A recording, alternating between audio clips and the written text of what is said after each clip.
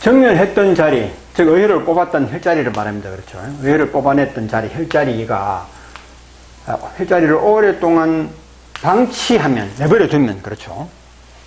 예를 들어서 이 경우부터 먼저 이야기할게요. 전립선 말기암 환자가 그 전립선을 치료하는 혈자리가 있습니다. 그 자리에 의혈을 열심히 뽑아서 말기암이 완치가 되었습니다. 병의사로부터 완치되었다는, 물론 완치 판정이라는 없어요. 암세포가 완전히 사라졌다, 이런 판정을 받았다 이 말이죠. 예, 그래서 너무 좋아했죠. 죽을 줄 알았는데 이 방법으로 말기암을, 전립선 말기암을 치료했다는 거죠.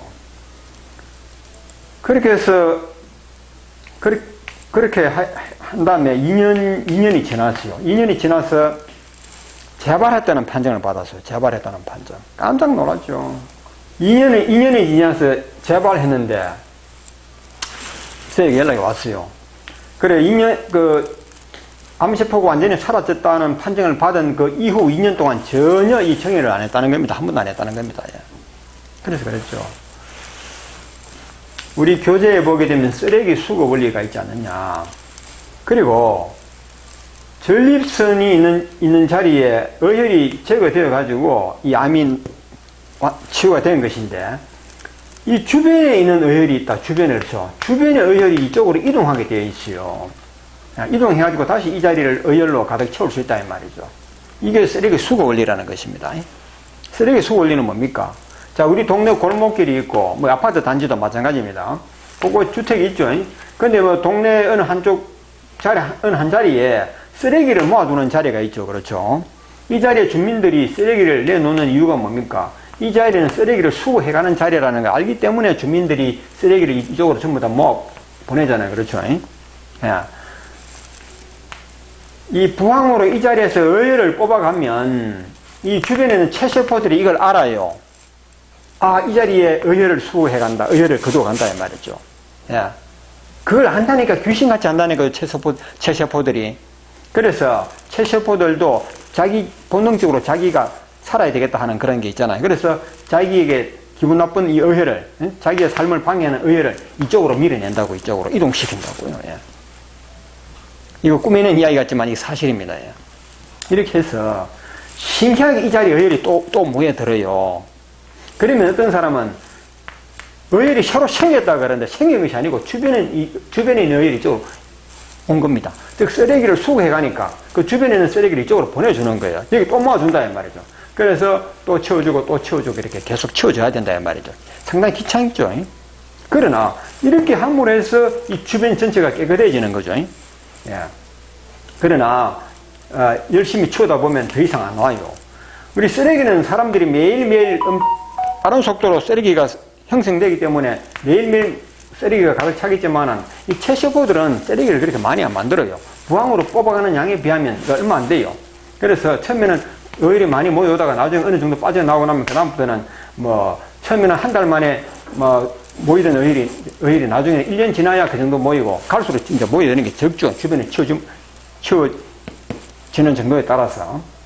그래서 암이 완치됐다 하더라도 그 자리를 한동안, 처음에는 한 달에 2번, 3번씩 정혈을 했다면 그 다음부터는 한 달에 한 번이라도, 그렇죠. 또 하다 보면 석 달에 한 번, 이렇게 꾸준히 치워줘야 된다는 말이죠. 그래야지 이 암이 재발하지 않는다.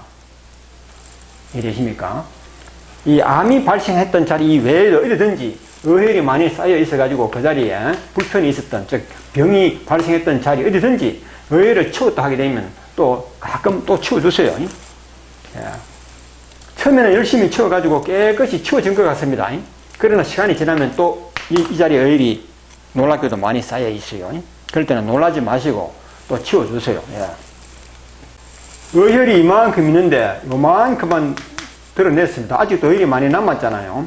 의혈이 아직 많이 남았는 상태에서는 이 자리는 의혈의 색깔이 피부에 나타납니다. 그렇죠. 그래서 부항으로 의혈을 뽑았던 자리는 이 자리가 아물고 난 뒤에도 거뭇티티하게 의혈의 색깔이 그대로 남아있어요. 아직 의혈이 많이 남아있기 때문이다. 이런 말이죠.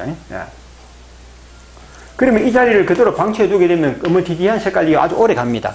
얼마 동안 갈지 몰라요. 이 어혈이 있을 동안에는 그렇다 이 말이죠. 그러나 어혈을 깨끗이 치우고 나면 이 거무튀었던 자리가 깨끗한 피부색으로 돌아온다는 것도 이것도 사실이죠. 정말입니다. 어혈이 덜 빠진 자리에는 그 자국이 뭐 흉터처럼 남아있고 부항 자국이 남아있고 깨끗이 빠져버리면 그렇죠. 즉 방치를 해주느냐 계속 어혈을 빼주느냐 여기에 따라서 이 피부 색깔도 부항을 걸었던 이 자리의 색깔도 달라진다. 뭐 이런 것도 함께 알아두시면 좋습니다. 또 한 가지 더 참고하실 이야기가 있습니다. 어떤 어머니가 뭐 제가 전화상으로만 들었기 때문에 이분의 연세가 얼마인지는 모르겠지만은 이분의 자녀가 아들인데 나이가 한 40대 초반인가 이 정도 됐어요. 이분이 자녀가 머리에 종양이 발생했대요. 종양이 발생해가지고 병원에 치료를 받고 있는 중인데 얼마나 걱정이 크겠습니까? 그래서 마침 우리 잔전요법과 인연이 되어가지고 저와 간단히 상담을 했어요. 어쨌든 종양이 발생한 그 머리에 열심히 정리를 하십시오. 그래서 열심히 했어요. 열심히 했는지 얼마나 했는지 모르겠지만 그로부터 몇 개월 후에 저에게 전화 왔어요. 중간중간에 한번 전화 온 걸로 알고 있습니다. 그 검사를 하니까 종양은 크기가 변함이 없대요. 그대로 유지되고 있대요. 크기가. 정리를 하고 있느냐고요. 정리는 하고 있습니다. 얼마나 열심히 했는지 그까지는 제가 분석을 못했습니다. 그러다가 또 몇 달 지났나 몇 개월 지나가지고 또 저한테 연락이 왔어요. 큰일 났어요. 종양이 갑자기 커져버렸대요. 아주 커졌대. 병원에 검사하는 종양이 갑자기 커져버렸대. 이거 어떻게 하면 좋습니까? 그동안 정리를 하셨습니까? 정리를 몇 달 동안 중단해버렸대요. 아니, 왜 중단했습니까? 하니까, 크기가 변함이 없으니까 중단해버렸대. 크기가 변함 없으니까 중단했다는 게 뭘 뜻합니까? 해봤자 효과가 없다, 이 말이죠. 정을 해봤자 종양의 크기는 줄어들지 않고 크기가 그대로 있으니까 중단해버렸대, 이거죠. 이때 판단을 잘못하신 겁니다. 아시겠죠? 왜 판단을 잘못했느냐? 종양은 크는 것이, 성장하는 것이 정상입니다. 그렇죠? 이놈의 종양도 자기가 성장하기 위해서 태어난 거예요. 맞죠? 그런데 성장하지 않고 크기가 그대로 유지된다는 것은, 그렇죠? 유지된다는 것은 이거 당연한 일이거든요. 왜? 정예를 실천했기 때문에 유지된다고 이렇게 생각할 줄 알아야죠. 그렇죠? 정예를 해도 줄어들지 않는다. 이렇게만 생각하면 안 돼요. 그래서, 해봤자 줄어들지도 않고, 하나만 하다 해서 중단해버렸다는 거지. 그 결과 갑자기 커졌다는 거 아닙니까? 맞죠? 이것도 꼭 참고하셔야 될 이야기입니다.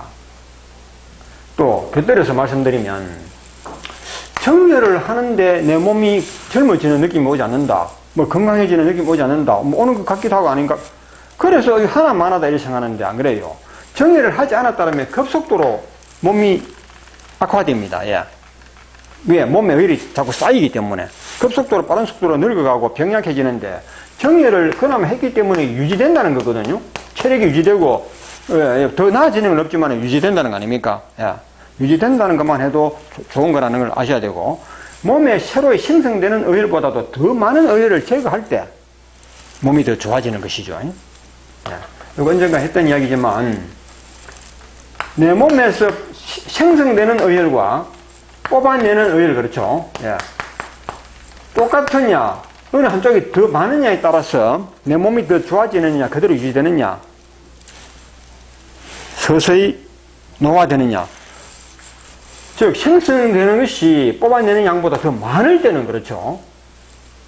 사람은 점점 더 병약해지는 것입니다. 그 대신에 뽑아낸 만큼 그 속도가 느려진다는 것도 산술적으로 계산해야 돼요. 우리 사람은 계산할 때는 계산을 해야 되는 겁니다. 그렇죠.